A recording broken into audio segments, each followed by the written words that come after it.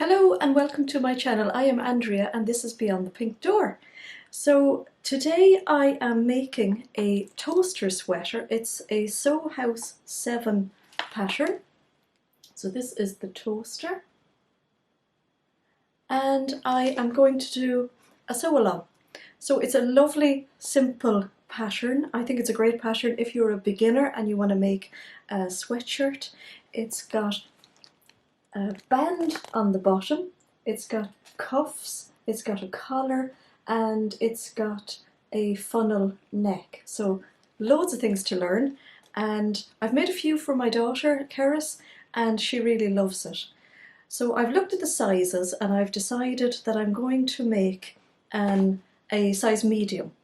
So when I look at the body measurements, it suggests, well, for the medium it says bust of 35 to 36, waist of 28.5 and hip 38 to 39. So I fall in there. My waist is bigger, but it doesn't matter. It's quite a square sweatshirt. So the finished measurements, then the bust is 41, the bottom band is 36. So I think that sounds quite good actually, because I've measured around where the band is going to be and that should fit. And so yeah, I've decided to make the size medium, and I am making version 1 because I'm a fan of a raglan sweatshirt or a raglan sleeve, and the other has like a funnel neck, which is actually quite similar to the one I'm wearing today, and this is the Patty Do Stella top. So I'll link that in the description box below. So the toaster sweater is perfect for any kind of medium weight stretch fabrics which have at least 20% stretch. So there's a little stretch guide there on the back. So you just hold your fabric up to the dark grey box and you stretch it out to the end there, and that'll tell you whether it's got 20% stretch or not. So I am using a soft sweatshirting, this fabric, and it's got a little fluffiness to the inside of it, and I've actually already traced the pattern and I've already cut it out, and if you want to see me cutting it out I will put a card up here. It was in one of my vlogmases, so I hadn't planned to do a sew along, but I'm going to do a sew along while I'm making it today, just why not, isn't it? So it's very easy to cut out. There's a layout plan which is exactly what I did. So for the version 1, there's the layout and you can't really go wrong. So that's exactly the way it cuts out. One thing that I always check before I make something is what the seam allowance is. So the seam allowance in this is 15 millimeters. So I always double check that. That's one of the first things I look for. And what I like on this pattern is it's actually the first thing that it tells you. And I think I'm probably going to be following the instructions pretty much. I'm going to sew it the way I would sew it myself, and that seems to be pretty much the way the instructions are done anyway. So yeah, so I've cut out, and I'm going to lay out the pattern pieces now and just show you the pattern pieces that are involved. Now we have a front which is cut out on the fold. We have a back also cut out on the fold. We have the bottom band. We have the neckband cut on the fold. We have 2 cuffs, and we have our sleeve.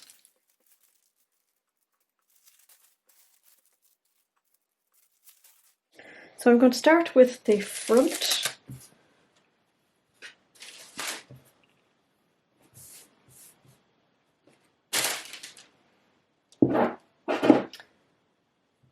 And even if you've put your pattern pieces away and you don't know which is the front is going to have the rounder neck. So this is the back.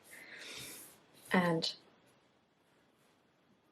I'm going to pin my front onto the sleeve edge.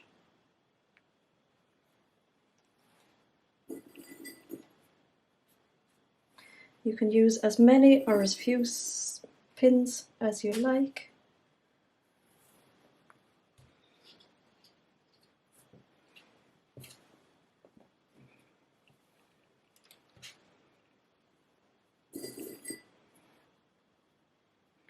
always right sides to right sides. You're doing your sewing on the inside.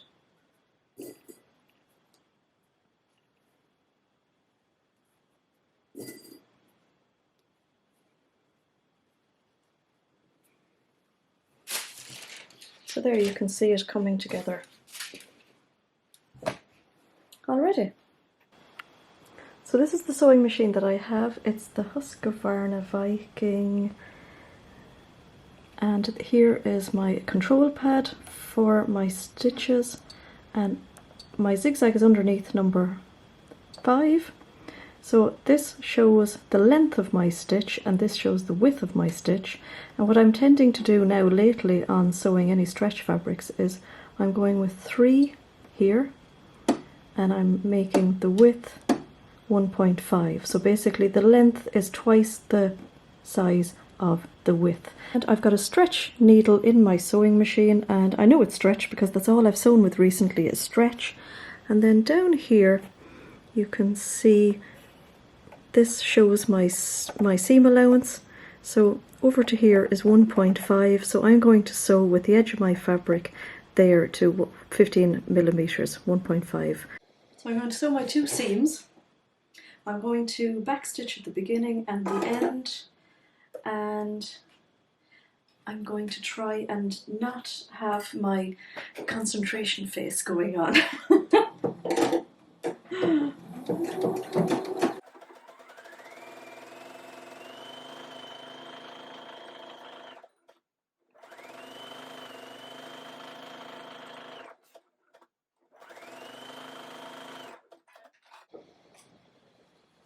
I always trim my threads at the beginning and the end. There is a button I can press here to trim the threads, but I'm just not in the habit of using it. I don't think to use it. It's very hard to break old habits. So this is what this zigzag stitch looks like. So I quite like this instead of the stretch stitch because I know particularly there's lots of give in that. So if you sewed your stretch fabric with a straight stitch, if you go to pull it, it's going to snap. And there is also a stretch stitch on probably most sewing machines. I don't particularly like it because number 1, it's very slow, and number 2, if you make a mistake, it's almost impossible to rip it out. So I know that with this stitch, if you need to unpick it, it will happen. So I'm going to pin, again, I'm going to pin the back. So here's my sleeve. And now I'm going to get my back piece and do the same like the front. Pin right sides together. And then I'm going to sew them the same as the front. I'm actually going to overlock these seams. If you don't have an overlocker, it's absolutely not necessary. It's just that I love looking into a garment and seeing the overlocking. So these fabrics won't fray, and overlocking is really to stop it fraying. Or if you have an overlocker, you could completely sew the entire toaster sweater with the overlocker.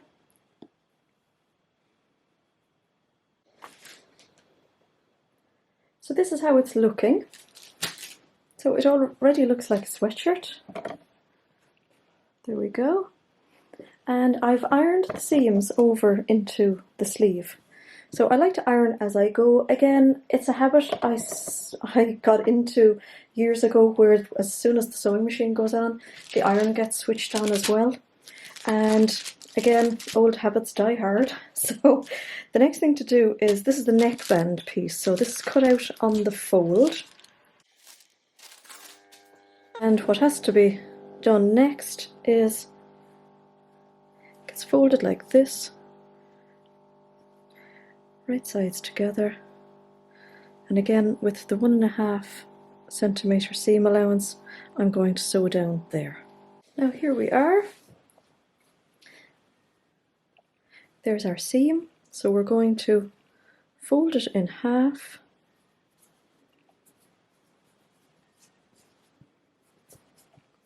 And I'm going to pop some pins all the way around just to hold it in place. This is a really nice sweatshirting. It doesn't curl so much when you're doing things.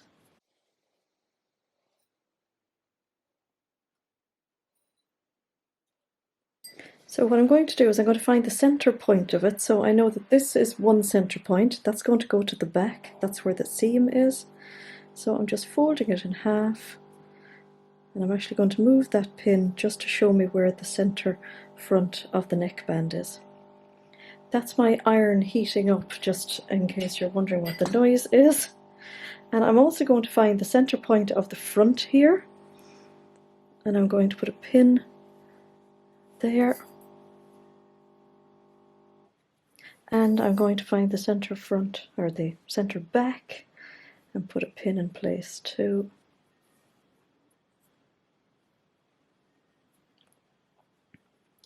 And now what I'm going to do is I'm going to put my neckband into my sweatshirt, and I'm going to pin the center back seam of the neckband to where the pin is for the center back, and I'm going to do the same at the front here. So here's my pin, match them up, pin them in place, and now I'm going to put some extra pins in to hold the neck all around. So I've lots of pins all the way around, just hold it in place. And what I'm going to do is I'm going to take off the box from my sewing machine, and that gives me like a free arm. So in that way then I'm going to start at the back. I'm just going to thread it through, and I'm going to sew from, say, the body side rather than the collar side, and then at least I can keep all my seams staying in the right direction, and I can eliminate the chance of getting like a little tuck or a little pinch caught in the sweatshirt as I'm sewing.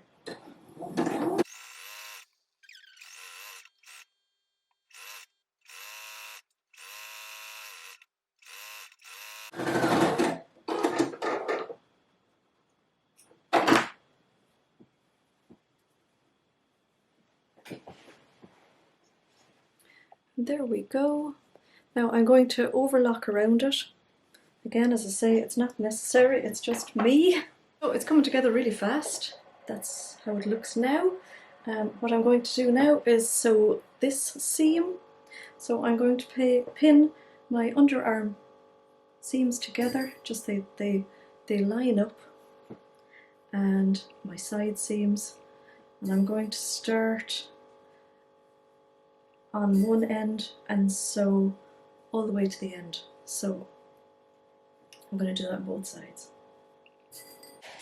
Now I'm going to put my box back on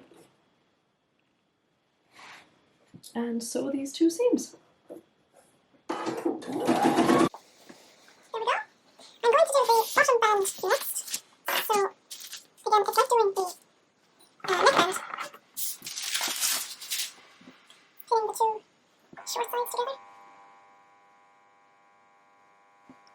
I should say that if you're doing something with a direction, it's a directional pattern, but this doesn't particularly have a directional pattern. You have to make sure that, of course, say if you have flowers or birds or something, that they're standing the right way up on the neckband, and the same with the bottom band. So I just pinned two short ends together. I'm going to sew along here.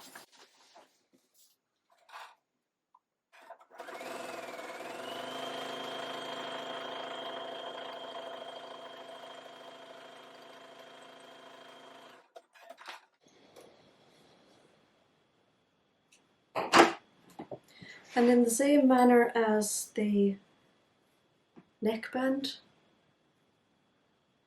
putting the two long ends together, I'm going to put a load of pins in to keep it in place again.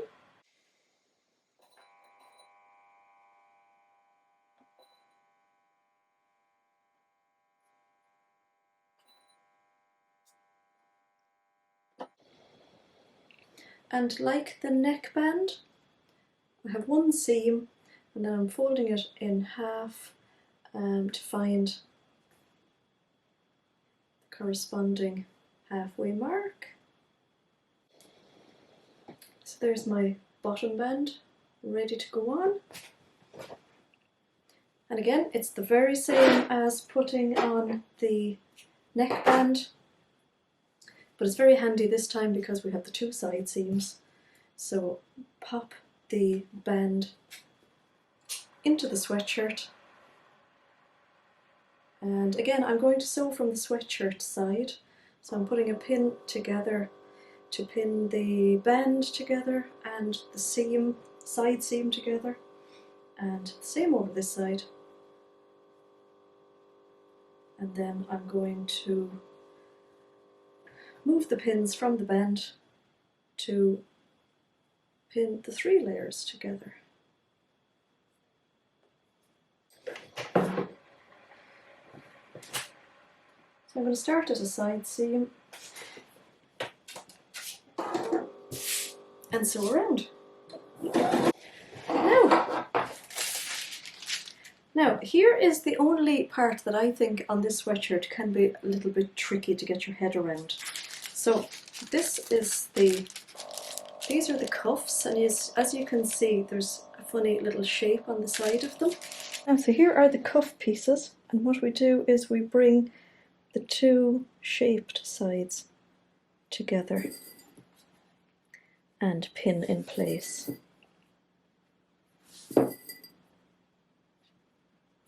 This is what it looks like sewed. So I've done a back stitch at the beginning and at the end, and then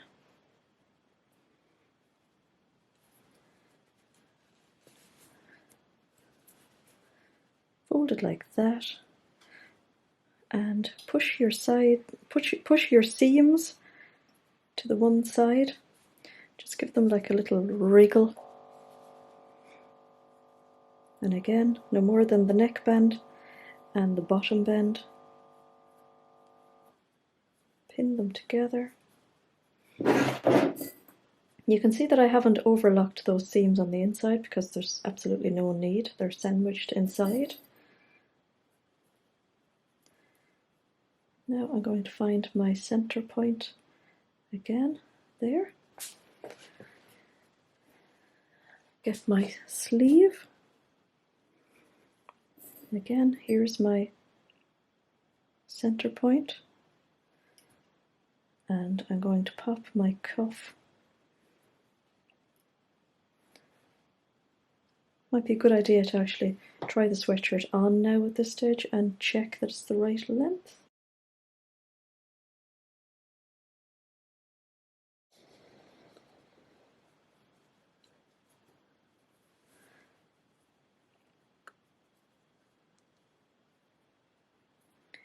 Now pin all your seams together.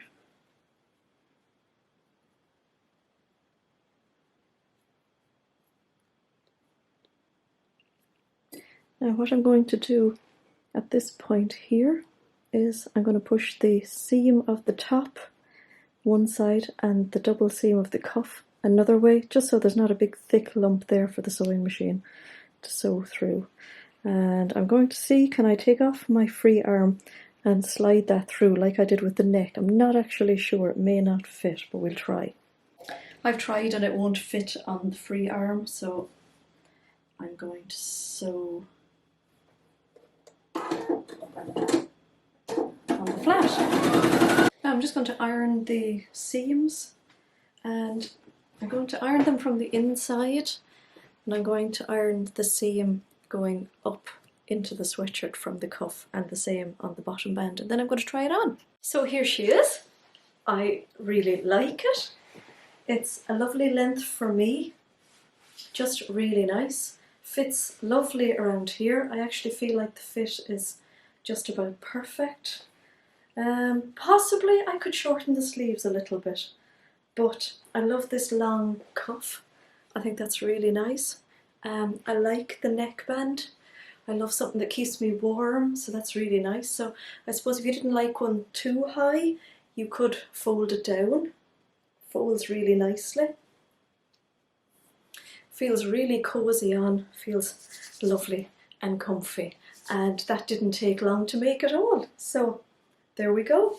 I hope you enjoyed the sew along, and I'm really happy with my new sweatshirt. Thanks for watching. Bye!